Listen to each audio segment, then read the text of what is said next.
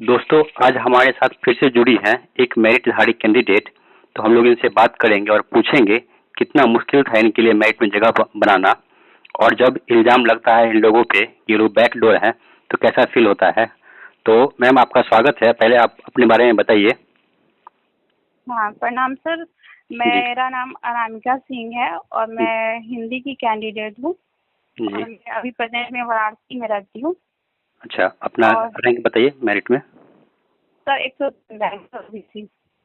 Okay. तो सबसे पहले हम लोग आपसे जानना चाहेंगे कि जैसे कि एक महिला के लिए 10th 12th करना, उसके बाद फिर बीएड करना, उसके बाद फिर एग्जाम देना स्टेट का, फिर मेरिट में आना, तो कितना मुश्किल सफर होता है एक महिला के लिए। सर, महिला के लिए तो शिक्षा पूरी तरह हासिल करना ही मुश्किल काम है।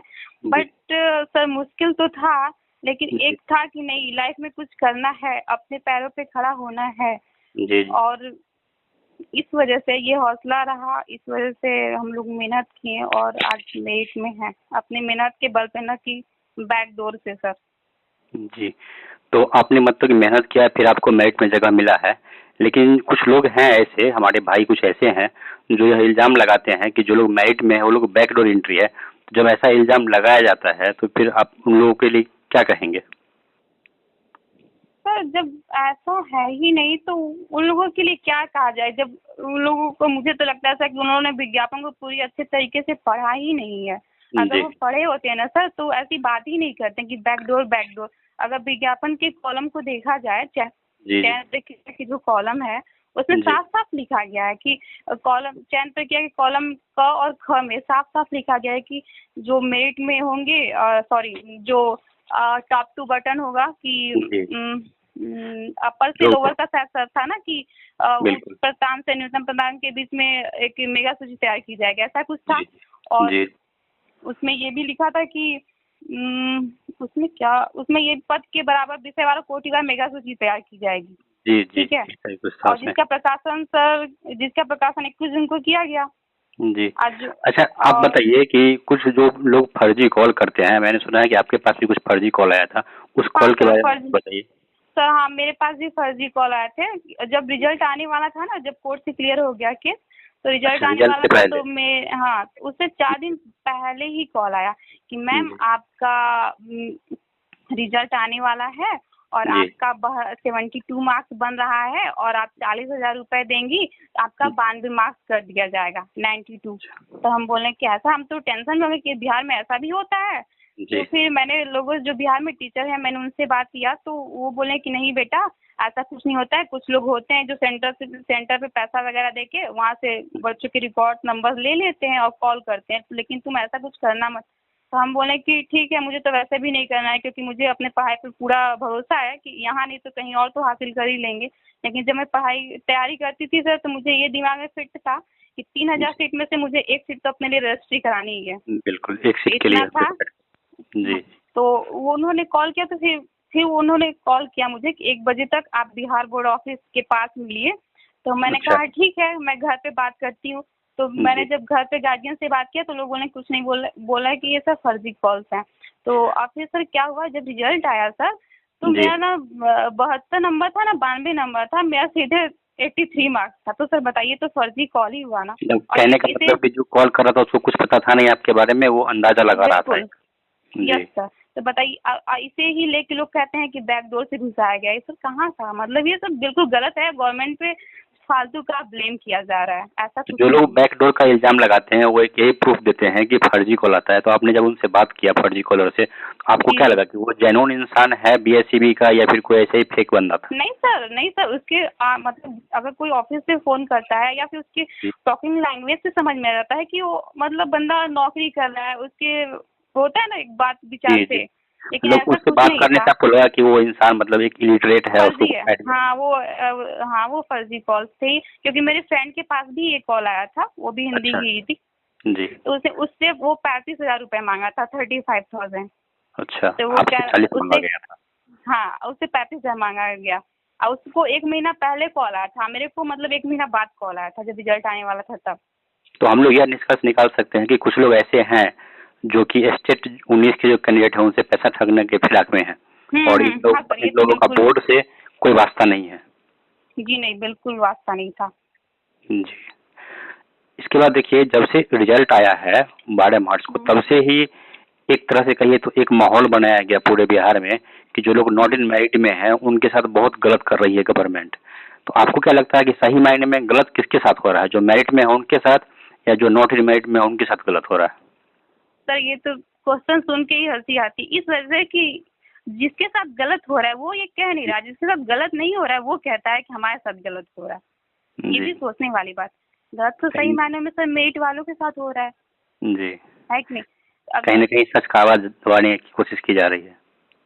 बिल्कुल सर। और क्या बोलते हैं, अगर सर गवर्नमेंट की इसमें कोई गलती नहीं है सर। गवर्नमेंट तो जी अपने विज्ञापन के अनुसार ही रिजल्ट दिया है, और उसने बिल्कुल। 21 तारीख को अपने मेगा सूची के साथ पूरा मतलब रिजल्ट कर दिया। तो लोगों जी को जो मेरिट से बाहर हो गए उन्हें जी मतलब ये लगा कि हम लोग बैकडोर से आए हैं। अरे भैया, हम लोग बैकडोर से नहीं आए हैं, अपने मेहनत से आए हैं। मतलब कि आप ये क्योंकि कहना चाह रही हैं कि नोटिफिकेशन में जैसा कहा गया था कि वैसा क्वालिफाइड रिजल्ट आया है। वो लोग होंगे जिनका 50% से ज़्यादा होगा, और मेरिट लिस्ट में वो लोग आएंगे जो ऊपर से उनका जिसका मार्क्स होगा, और यही हाँ, गवर्नमेंट की तरफ से किया गया है। यही गवर्नमेंट की तरफ से किया गया है। ये लोग फालतू में सर, एक होता है ना कि किसी कार्य में टांग, वो होता है ना कबाब में हड्डी वाला कुछ, जी जी वही वाला मैटर थोड़ा सा है इन लोग का। और ऐसा कुछ नहीं है, क्योंकि सर जीत तो सच्चाई की ही होती है। आज तक सच्चाई को थोड़ा सा तो परेशानी तो होती है, लेकिन जीत समय सच्चाई लग की होती है। जी जी। अब आगे हम आपसे जानना चाहेंगे कि आज के डेट में जो बिहार का स्पेशली जो सर सरकारी एक चीज स्कूल। और है सर, एक जी चीज और, बोलिए। एक प्रॉब्लम है कि जैसे ये लोग, हमको लगता है सर कि कुछ मतलब जब स्टार्टिंग में रिजल्ट आया था तो जी कुछ लोगों के दिमाग में ये बात चल रही थी, मतलब यूट्यूबर के माध्यम से ही पता चला था, न्यूज मीडिया के माध्यम से। कुछ लोग जी कह रहे थे कि अरे मेरा नंबर और उसका नंबर तो सेम था, मेरी ही अच्छा कैटेगरी का था, वो मेरिट में है, मैं नॉन मेरिट में कैसे आगे, लगता है बैकडोर से पैसा दे के आया है। लेकिन सर मुझे लगता है ऐसा नहीं था, क्योंकि जी विज्ञापन में साफ कहा गया है कि जब मेगा सूची तैयार की जाएगी जी तो उसे मान लीजिए कि अगर 2 कैंडिडेट है, उनका सेम मार्क्स है, ठीक है, जी तो उसमें से जिसका एज ज़्यादा होगा उसको वैल्यू कर दी जाएगी, ठीक। जी एज के इसको और प्रेफरेंस उसके बाद, मिलेगा। हाँ हाँ, जी और अगर उसका एज भी बराबर होगा और नंबर भी बराबर होंगे, जी तो उस दोनों में से उसके जो यूजी पीजी के मार्क्स होंगे उसको वैल्यू कर दी जाएगी, ठीक। जी जी एग्जाम के जो मार्क्स होंगे, ठीक है। और जब जी यूजी पीजी का भी बराबर होगा तो उसका जो नेम का अल्फाबेट है उसके हिसाब जी से मेगा सूची में स्थान दिया जाएगा, ठीक है। तो सर यहाँ बैकडोर का तो कोई मैटर ही नहीं होता है फिर। बिल्कुल। तो कहीं न कहीं जो हमारे भाई दुर्भाग्य से चले गए नॉट इन मेरिट में, उनको बरगलाया जा रहा है, उनके सामने एक झूठ हाँ सर, परोसा वही जा रहा चंदा चोरी वाला जो सुनने को रोज रोज आता है ना कि चलो है। पैसा जी। बेवकूफ बना के ले लो, कुछ होने ये वाला कुछ तो है नहीं सर, पैसा लॉस कुछ हो रहा है शातिर मेरे लोग भाई हैं जो बंधुओं का। अपना पॉकेट भरने के लिए लोगों को बरगला रहे हैं, ठग रहे हैं। बिल्कुल सर, हाँ सर, वैसे भी कोरोना के बाद बहुत सी आर्थिक तंगी आ गई है ना, तो लोग यही गड़बड़ करेंगे। अच्छा, एक रोज़गार का ज़रिया मिल गया लोगों को। बिल्कुल सर, मुझे तो यही लग रहा है। जी। अच्छा, अब आप आगे ये बताइए कि बिहार में जो स्पेशली सरकारी स्कूल है, उनका जो शिक्षा व्यवस्था का जो स्तर है, तो इसके बारे में आप क्या कहना चाहेंगे और क्या लगता है कि स्तर सही कैसे हो सकता है? सर जब शिक्षा स्तर जब सही होगा सर, जब अच्छे शिक्षक आएंगे ना। अब जी कहिए कि जैसे कि एक बार मुझे याद नहीं है किस सेशन की वैकेंसी थी, जो ग्रेजुएशन के स्टूडेंट को घुसाया गया था, मतलब घुसाया नहीं गया था, मतलब लिया गया था उनका टेट जी करा जी के ना। जी सर जी कब सेशन में था ये हमें पता नहीं है, 2011 नॉलेज स्टेट नहीं है। में था, उसके बाद जो बहाली नहीं, हुआ था। हाँ तो सर उसमें कि जिसको मतलब बोलने नहीं आता था वो भी टीचर हो गया था, कैसे, तो घूस के आधार पे। लेकिन बिल्कुल। और अब ऐसा नहीं है। वही लोग जब स्कूल में जाते हैं तो बताते हैं बिहार के जो मुख्यमंत्री हैं मोदी जी हैं, और हाँ नीतीश जी भारत के प्रधानमंत्री हैं, ये वही हाँ शिक्षक हैं। तो हाँ। कहीं न सर कहीं मतलब जी सर अब जैसे मीडिया वाले हमारे भाई बंधु हैं तो वो थोड़ा सा डेमो दिखाते हैं उन लोगों का, तो जी पता चलता है क्या ये शिक्षक हैं, जब कखा गघा नहीं आ रहा है।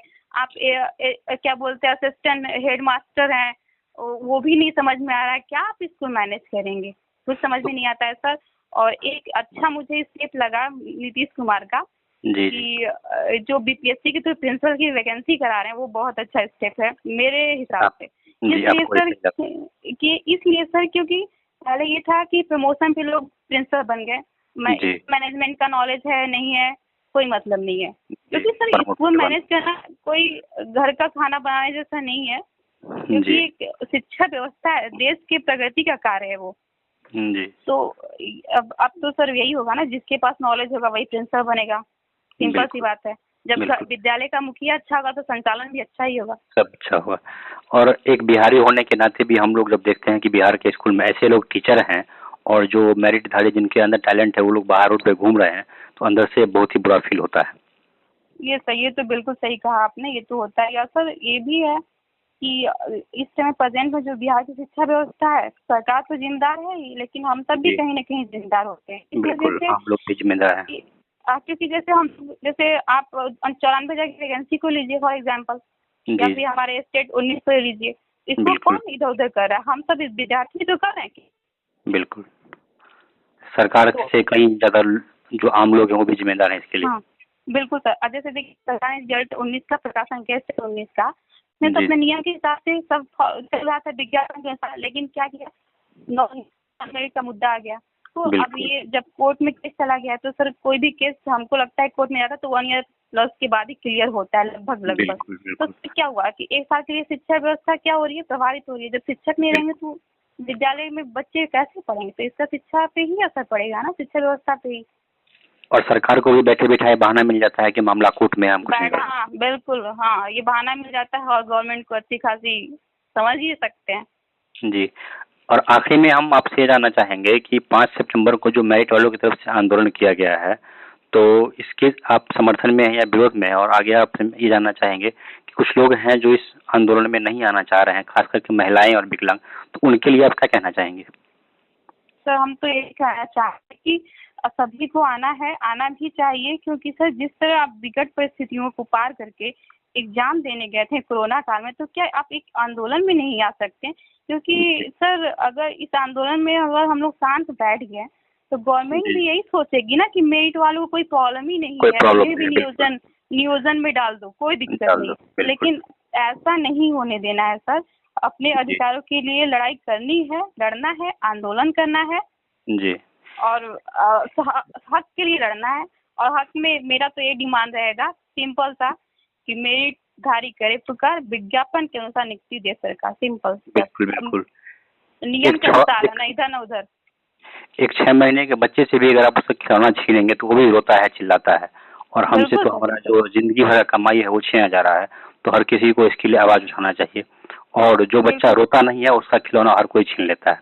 तो अगर आज हम लोग आवाज नहीं उठाएंगे तो हमारा जो ये मिला हुआ जॉब है, और जैसा कि आपने भी कहा कि जब हम कोरोना काल में एग्जाम देने गए थे उस वक्त हम मेरिट में नहीं थे, हम लोग क्वालिफाइड भी नहीं थे, लेकिन आज हम लोग मेरिट में भी हैं, क्वालिफाइड भी हैं, और यह जॉब सिर्फ और सिर्फ हमारा है। तो अब इसके लिए जो एक नया जो जंग छेड़ा गया है, इसमें हर किसी को साथ आना चाहिए। क्या कहेंगे आप? अब सर क्या बोलते हैं कि मेन मुद्दा ये है कि सर जो हम लोग सही है तो हम लोग आंदोलन ना करें, लोगों का मानना है, और जो गलत है वो आंदोलन का। पहले तो नॉन मेरिट भाई ही गए आंदोलन करने, और उन्होंने क्या किया, ऐसा आंदोलन किया कि शिक्षा मंत्री ने मेरिट और नॉन मेरिट बराबर कर दिया। अब हमारे नॉन मेरिट वालों का डिमांड है कि मेरिट का कॉलम हटाया जाए। भैया क्यों सब चीज आप ही की चलेगी?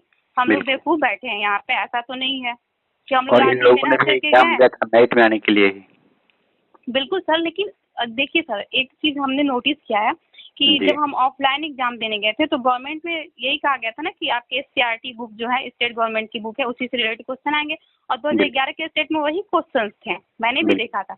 लेकिन जब मैंने ऑफलाइन एग्जाम आपका 28 जनवरी को दिया तो उसमें क्वेश्चन चेंज थे, थोड़ा सा इधर उधर, मतलब सब्जेक्ट से ही रिलेटेड था, लेकिन आपके 9th 10th से नहीं था, अलग था। तो जब मुझे सेकेंड चांस मिला एग्जाम देने का, तो मुझे लगा कि नहीं, कुछ गवर्नमेंट के सिलेबस में तो कुछ सिलेबस तो जारी नहीं हुआ था, लेकिन उसने सिलेबस से थोड़ा सा हिंट दिया था कि स्नातक स्तर के क्वेश्चंस रहेंगे। तो मुझे लगा सर कि नहीं, ये जो कह रहा है सीट तो लेनी ही है, ये जो कह रहा है उससे ज्यादा पढ़ना पड़ेगा। और सर मैंने नेट JRF तक की भी तैयारी कर ली, जो नेट JRF के क्वेश्चन आते हैं ना उसको भी मैंने पढ़ा, क्योंकि सर कहाँ से पूछेगा, जब भी पूछेगा सिलेबस से ही पूछेगा ना, पढ़ो खूब पढ़ो। पढ़ने सर मैं बेटा था स्टेट 19 का जो एग्जाम हुआ उसमें क्वेश्चन लेवल बहुत अच्छा था, जो लोग मेरिट में आए हैं कहीं ना कहीं वो लोग हाईली क्वालिफाइड हैं। बिल्कुल सर, अक्सर जो ऑनलाइन एग्जाम हुआ ना काफी स्टैंडर्ड लेवल के क्वेश्चन उसमें थे, मैंने देखा था, ज्यादातर लुसेंट के ही क्वेश्चन थे उसमें, लूसेंट समान हिंदी से रिलेटेड क्वेश्चन थे। और सर मेरा 9 मंथ का बेबी था, उस टाइम एग्जाम जब था, तो जब वो सोता था सर 11 बजे रात में, तो मैं 11 बजे रात से लेकर 4 बजे भोर तक स्टडी करती थी, क्योंकि सर उसमें रीजनिंग भी कवर करना था, आपके सब्जेक्ट को भी कवर करना था, तो सर मेहनत तो करना ही पड़ेगा ना, क्योंकि अगर तो दिमाग में ये है कि नहीं मुझे लेना है जॉब, तो सर मेहनत तो करना पड़ेगा लास्ट टर्म तक। तो ऐसे मेरिटधारी की आवाज को हर बिहारी को सुनना और समझना चाहिए कि एक महिला किन परिस्थितियों से गुजर के पढ़ाई करती है, कितना मुश्किल का सामना करने के बाद, और जब वो मेरिट में आती है तो उनको जॉब देने की जगह नया नया तरह का अरंगा लगाया जाता है। तो ये कहीं ना कहीं बहुत बड़ा नाइंसाफी है मेरिटधारी। सर सबसे बुरा तो यही ब्लेम किया जा रहा है कि हम लोग बैकडोर से आए हैं। अरे भैया बैकडोर से नहीं आए हैं, हम लोग मेहनत करके आए हैं, सभी परिस्थितियों को त्याग के आए हैं। और एग्जाम देना था कोविड में, वो तो कोविड का हमको लगता है कि बिहार में पहला एग्जाम था, बिहार के पूरे इंडिया में पहला एग्जाम था जो बिहार में ऑर्गेनाइज किया गया था स्टेट 19 का ऑनलाइन। तो ये बिहार वालों को भी सोचना पड़ेगा कि एक महिला अपना घर संभाल के, बच्चे को संभाल के, फिर समय निकाल के पढ़ाई करती है, फिर वो मेरिट में आती है, उसके बाद इल्जाम लगाया जाता है कि आप लोग बैकडोर हैं। ये सोचने वाली बात है, हर किसी को सोचना चाहिए।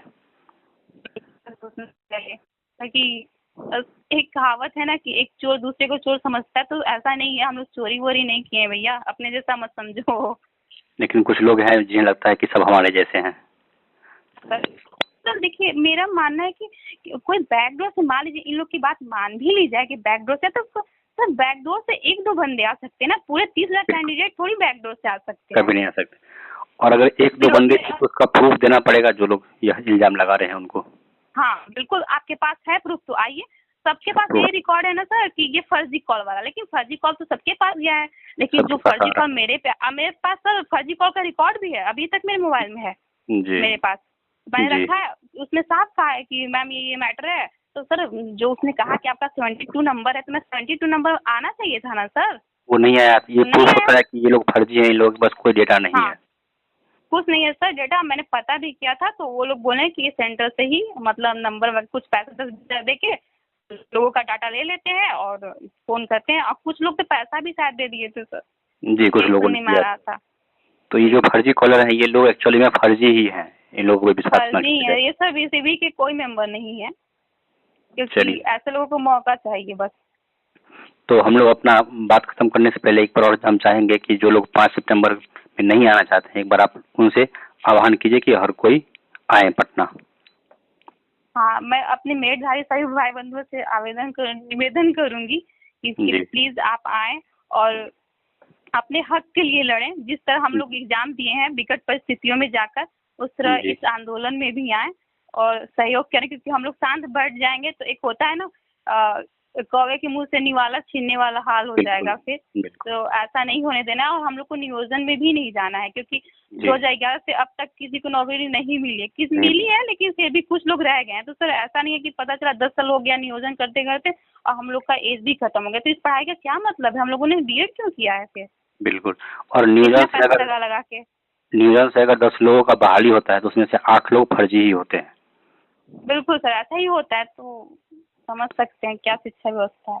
तो मैं भी लास्ट में यही कहूंगा कि जो लोग मेरिट में है, यह आपके वजूद पे सवाल उठाया गया है, आपके मेरिट पे सवाल उठाया गया है, आपके मेरिट को बैकडोर करके ललकारा गया है। तो आपको अगर प्रूव करना कि आप वास्तव में मेरिट में है, तो आपको इस आंदोलन में 5 तारीख को आना चाहिए। और अनामिका जी, आपने अपना कीमती समय दिया इस चैनल के लिए, आपको बहुत बहुत धन्यवाद। Thank you sir. ओके।